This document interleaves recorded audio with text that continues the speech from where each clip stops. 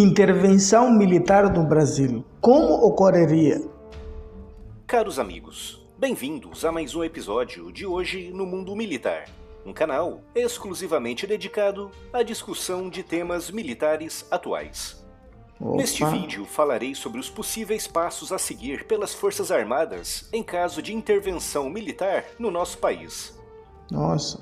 Primeiro e mais importante de tudo, quero esclarecer que o objetivo desse vídeo não é o de debater a nível político as recentes declarações dadas pelo general Antônio Hamilton Mourão, que já há bastante tempo vem defendendo publicamente uma intervenção militar no Brasil. Por conta dessas declarações, o general Mourão foi afastado em 2015 do Comando Militar do Sul e transferido para um cargo burocrático na Secretaria de Economia e Finanças do Exército.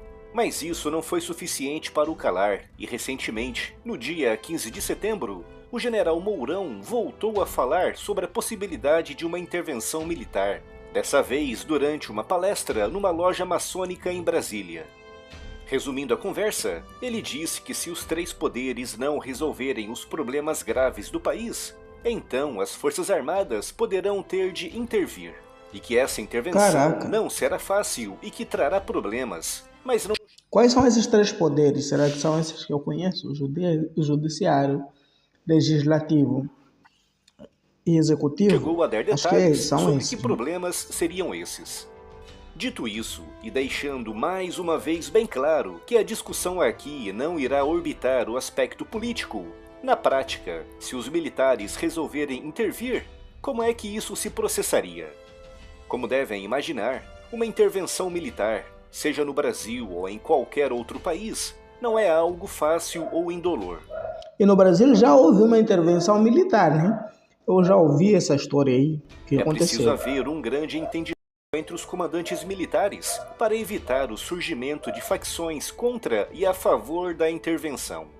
Se isso não for feito, há o sério risco de ter início uma guerra civil, já que por motivos óbvios, o governo civil não tem interesse em abandonar a sua posição de liderança. Uma guerra civil é, obviamente, um dos efeitos colaterais mais temíveis de uma intervenção militar. Por isso, é importante que uma iniciativa desse tipo parta o mais de cima possível na hierarquia das Forças Armadas, Com e certeza. não a partir de comandantes de unidades dispersas pelo território nacional. Exatamente, senão vai causar uma guerra sem precedentes. É importante frisar aqui que é difícil prever como ocorreria uma intervenção militar hoje no Brasil, tendo apenas por base a experiência de 1964. Já que naquela época, amplos setores da sociedade pediam abertamente a queda do presidente João Goulart. Praticamente todos os grandes jornais brasileiros defendiam a deposição do presidente, como por exemplo o Jornal do Brasil e principalmente o jornal O Globo. Algo que hoje em dia não acontece, com alguns setores da nossa sociedade defendendo a continuidade do atual regime, o que aumentaria o risco que já referi aqui de um impasse que poderia facilmente escalar para a troca de tiros entre facções rivais. Em 1964, nem todos os militares estavam alinhados no movimento para derrubar o governo de Goulart.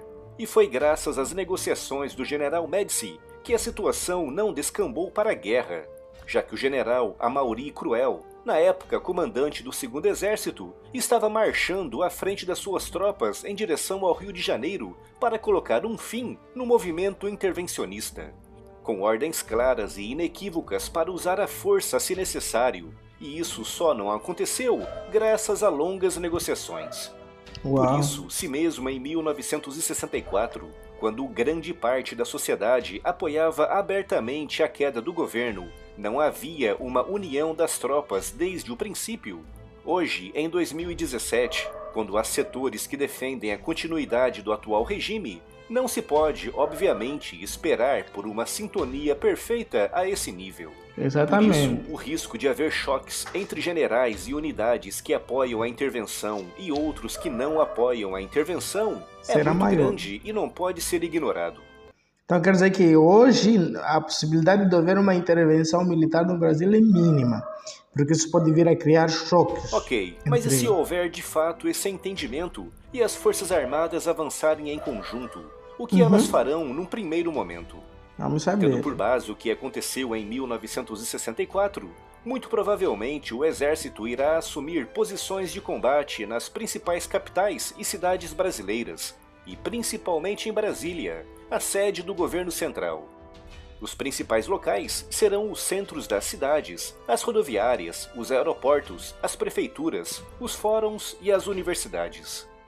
Partindo do princípio de que todos os comandantes estão de acordo, essa fase poderá decorrer sem grandes incidentes, mas se houver algum desacordo, os conflitos poderão começar logo nessa etapa inicial. Nessa fase, os militares tentarão negociar a saída do presidente do seu cargo, algo que pode ser fácil se houver de fato uma união entre os comandantes, ou muito difícil se houver comandantes apoiando a permanência do presidente no governo. Caraca. Como é óbvio, o presidente dará ordens para que o exército ataque e sufoque a intervenção, e a resposta que o exército dará a essa ordem irá ditar o que acontecerá nas horas e dias seguintes. No extremo, o presidente pode ser deposto à força e preso, ou pode fugir para algum estado cujo governador ainda tenha o controle completo das suas tropas. E por falar em prisão, nessa fase muitos políticos, senadores e governadores seriam presos, tal como aconteceu em 1964, bem como figuras públicas contrárias à intervenção, como juristas, advogados e professores. Para permitir essas prisões, os militares terão que impor uma espécie de lei marcial, revogando uma série de direitos civis, como por exemplo o habeas corpus.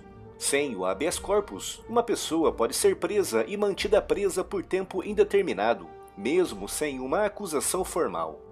Nessa primeira fase, com os militares temendo um levante popular ou o início de revoltas em certas partes do país, provavelmente eles teriam que agir de forma um pouco mais dura, através, por exemplo, da proibição de reuniões, aglomerações e na dispersão de manifestações anti-intervenção. Uau, meu Nessa Deus. fase inicial, inevitavelmente acabaria por ser imposto algum tipo de censura, justamente para evitar a disseminação de mensagens incitando o levante popular contra a intervenção, o que poderia Caraca. levar ao encerramento temporário de certos meios de comunicação que hoje consideramos quase sagrados, como por exemplo o Facebook, Meu o Deus. YouTube, o Twitter e o Instagram.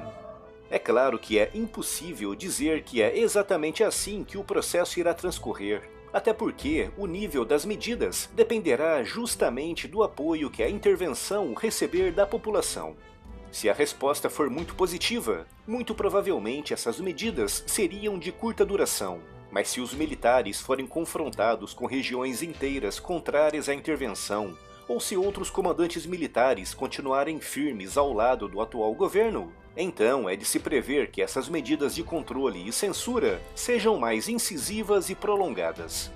Não podemos nos esquecer que existem ainda regiões no país que defendem e apoiam abertamente o atual e o anterior governo, e os militares, para evitar que essas partes do país afetem regiões mais calmas e, por assim dizer, mais obedientes, podem, de fato, impor medidas de censura como as que referi aqui.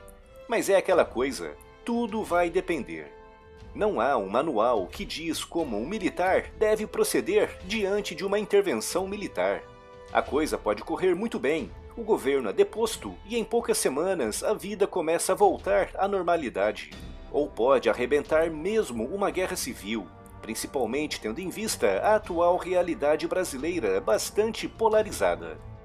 É preciso entender que uma intervenção militar é um ato ilegal e que vai contra a Constituição, ou seja, os militares que participam de algo assim sabem que se a intervenção não der certo, eles serão exonerados e presos. Por isso, uma intervenção é algo que nenhum militar faz de espírito leve.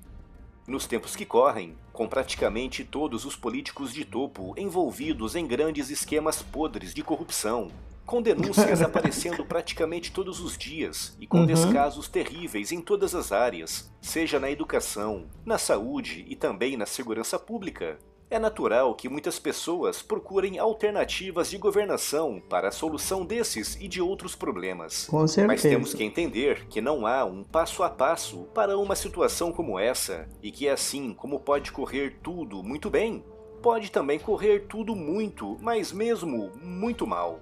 Uhum. É importante lembrar, mais uma vez, que a sociedade de hoje não é a mesma de 1964, com o Brasil de hoje muito mais polarizado e dividido. Por Com isso, é certeza. muito pouco provável que aquilo que aconteceu em 1964 Aconteça volte a de novo. acontecer hoje, em 2017. Não Até digo com relação a uma intervenção militar, que é algo que pode acontecer em qualquer lugar. Até falando hoje em 2022, né? Com a situação que está no Brasil, então creio que seja difícil. Mas sim, com relação à forma como as coisas aconteceram em 1964, com a situação ficando controlada em pouco tempo e sem rixas internas entre os comandantes militares. Uhum. Como o próprio general Mourão referiu na sua palestra no Templo Maçônico de Brasília, se a intervenção acontecer, ela não será fácil e haverá problemas. Com certeza. Como vocês repararam, o vídeo não se focou nos aspectos políticos de uma suposta intervenção militar, mas sim nos aspectos mais práticos. Por isso, se quiserem debater os aspectos políticos que um evento desse tipo teria sobre o nosso país, por favor, procurem canais no YouTube mais dedicados à política. E vamos orientar os comentários aqui ao propósito real do vídeo, que é a discussão de questões de ordem mais prática. Pois é. Já sabem, tanto nos comentários como na vida, boa educação e bom senso sempre. Galera, o que vocês acharam? Será que há possibilidade de haver uma intervenção militar no Brasil nos dias atuais? Comenta aí.